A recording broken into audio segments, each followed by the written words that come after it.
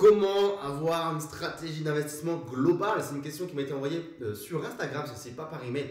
On m'a dit Raph, comment tu fais pour savoir combien entre guillemets d'argent tu investis dans chaque catégorie d'actifs? Parce que finalement, c'est vrai qu'il y a pas mal de choses dans lesquelles on pourrait investir.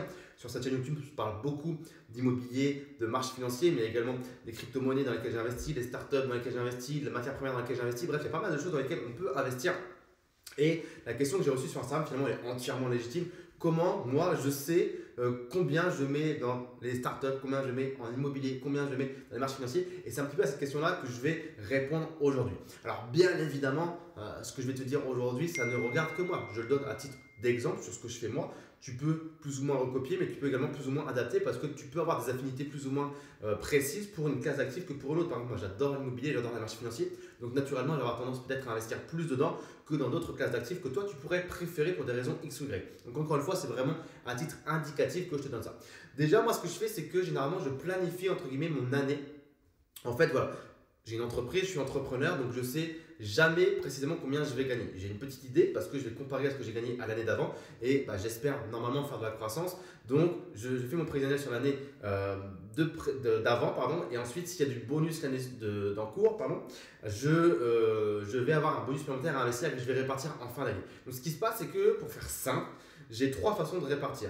J'ai des classes d'actifs qui vont s'auto-alimenter, s'auto-financer. J'ai des classes d'actifs dans lesquelles je vais mettre un pourcentage de bénéfices de mon entreprise. J'ai des classes d'actifs dans lesquelles je vais mettre un budget fixe chaque année. Donc tu l'as bien compris, ça va dépendre de combien je gagne. Si tu es salarié, tu sais précisément ce que tu vas gagner normalement chaque mois et chaque année. Donc tu peux faire précisément entre guillemets tes pourcentages et même pour l'année qui va venir précisément les montants fixes de ce que tu investis dans chaque classe d'actifs. Pour moi, comme je te l'ai dit, du coup, je prends en compte mon année précédente, je fais mes chiffres dessus et en fin d'année, si j'ai fait une année meilleure que l'année précédente, j'aurai un bonus que je vais répartir en fin d'année sur les différentes classes d'actifs.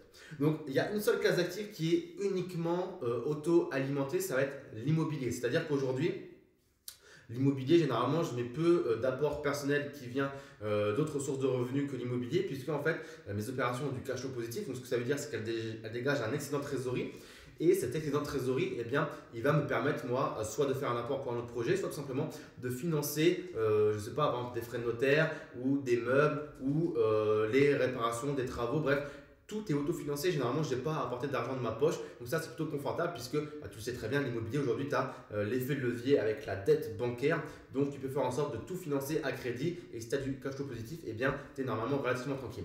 Chose importante également que je n'ai pas dit, c'est que j'ai des fonds de sécurité. Alors, j'en ai pas un. Généralement, on dit qu'il faut toujours qu'il y ait un fonds de sécurité. J'en ai en fait deux. C'est-à-dire que j'ai un fonds de sécurité pour l'immobilier. Là où je me dis, en fait, j'ai un palier minimal sur lequel je ne dois pas passer en dessous pour être en sécurité, entre guillemets.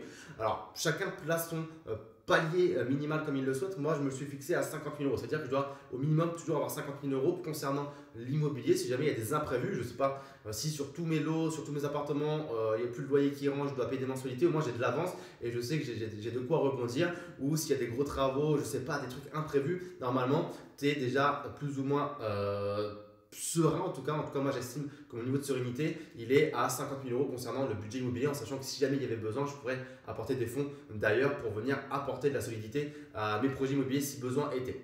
Et j'ai également un autre fonds de sécurité qui est pour cette fois-ci mon entreprise, où là également je me mets un fonds minimal que je ne dois pas je dois pas aller en dessous de celui-ci pour être en sécurité. Il est plus faible que celui de l'immobilier, tout simplement parce que mon entreprise a une capacité à générer des bénéfices et que les marges sont relativement élevées. Donc, je n'ai pas forcément d'avoir besoin d'une grosse trésorerie puisque je n'ai pas non plus beaucoup de gros coûts fixes. C'est-à-dire que je n'ai pas de bureau, je n'ai pas de salariés, je n'ai pas de choses comme ça. J'ai simplement des prestataires et j'ai des coûts fixes avec des logiciels et des trucs comme ça. Donc, je n'ai pas énormément de coûts fixes. Donc, je me suis placé à 20 000 euros où vraiment je ne dois jamais aller en dessous. Alors, je suis même toujours en fait au-dessus, mais l'idée c'est de me dire que tout ce qui est au-dessus de 20 000 euros, en fait, je peux y aller open bar, je peux aller investir dans mon entreprise à foison, je peux investir dans des autres classes d'actifs. Si je suis au-dessus de 20 000 euros, c'est ok. Donc tu vois, c'est vraiment entre guillemets un petit montant. Donc je suis assez safe dessus, puisqu'en fait, cette activité a une capacité à générer des bénéfices.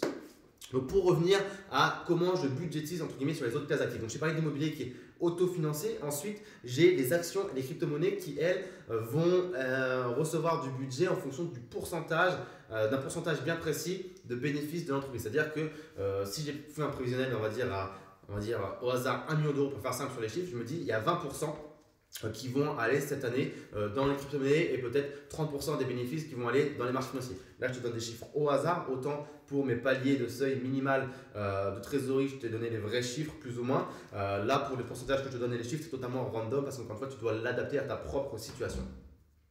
Donc, crypto-monnaie, marché financier, c'est un pourcentage des bénéfices. Et comme je disais au début de la vidéo, si à la fin de l'année, j'ai fait un bien meilleur résultat que l'année précédente, ça me fait un budget supplémentaire que je vais renvoyer directement dans ces classes d'actifs et que je vais réinvestir tout de suite. Pour ce qui est startup et matières premières, là j'ai un budget fixe. C'est-à-dire qu'en début d'année, je me dis, ok, cette année, je vais mettre 10 000, 20 000, 30 000, 40 000, 50 000, 100 000, 150 000, 200 000 euros. C'est toi qui choisis dans les matières premières, l'or, l'argent et qu'est-ce que j'ai pas dit, les startups. Et ensuite, je dispatche tout au long de l'année et également en fonction des projets parce que les startups, tu n'investis pas quand tu veux dans les startups. C'est-à-dire qu'il faut qu'il y ait un projet qui te soit présenté et qui te corresponde dans lequel tu as envie d'investir. Parce qu'encore une fois, le but, c'est pas d'investir dans plein de startups au hasard et d'espérer qu'il y en a une qui cartonne. C'est quand même de faire son travail également, comme quand tu investis dans l'immobilier, dans des actions ou dans toute autre chose, d'analyse et de mesurer ton risque vis-à-vis de l'équipe directrice, vis-à-vis du projet, vis-à-vis du fait que ça gagne déjà de l'argent ou pas, vis-à-vis de sa façon de faire un exit ou de se faire racheter, bref, de tout ça. Quoi d'autre? Également, alors j'ai mis la catégorie business. Le réinvestissement dans mon business, c'est nos limites. C'est-à-dire que ça va passer avant tout le reste. C'est-à-dire que s'il y a des fonds à dégager, à débloquer pour investir dans le business, je considère que c'est l'investissement numéro 1 puisque mon business, c'est ce qui me permet de dégager le plus de cash potentiellement. Alors que les investissements, c'est capé à ce que tu as investi. Un business, c'est potentiellement illimité. Donc si je peux investir 10 pour gagner 20 ou gagner 15 ou gagner 30, eh bien évidemment, c'est dans le business qu'il faut d'abord investir pour dégager plus de bénéfices et pour ensuite investir dans les autres classes d'actifs. Et également, quelque chose qu'on peut citer comme de l'investissement, moi je considère en tout cas ça comme de l'investissement, c'est voyager. C'est-à-dire, pour moi, les voyages, c'est quelque chose qui te fait grandir, qui te fait apprendre beaucoup de choses, aussi bien sur toi-même que sur la société, l'économie, la façon de voir le monde.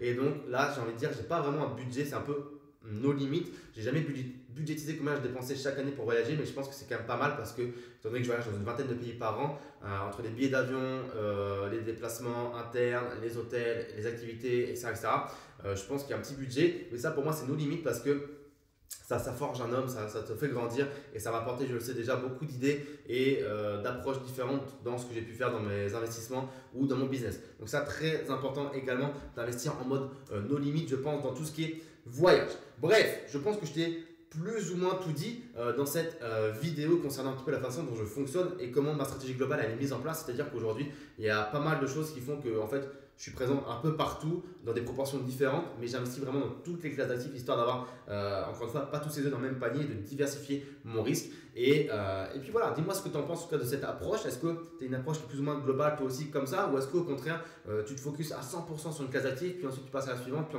ensuite à la suivante, ou voilà, dis-moi, je suis curieux de savoir. Donc réagis dans les espaces commentaires, mets-moi un petit j'aime, abonne-toi à la chaîne YouTube pour savoir en avant-première les prochaines vidéos. Et si tu n'as pas encore lu mon livre des bancs de la fac en indépendance financière, je t'explique justement comment je suis passé d'étudiant en médecine il y a très longtemps maintenant, il y a 5-6 ans, à indépendant financièrement à 23 ans seulement et en moins de 3 ans. Et tu peux recevoir chez toi gratuitement, il est offert, tu as juste simplement à payer les frais de livraison. Donc voilà, je te remercie de m'avoir écouté jusqu'à présent, il est bien dans la description et je te dis à très très vite. Ciao ciao.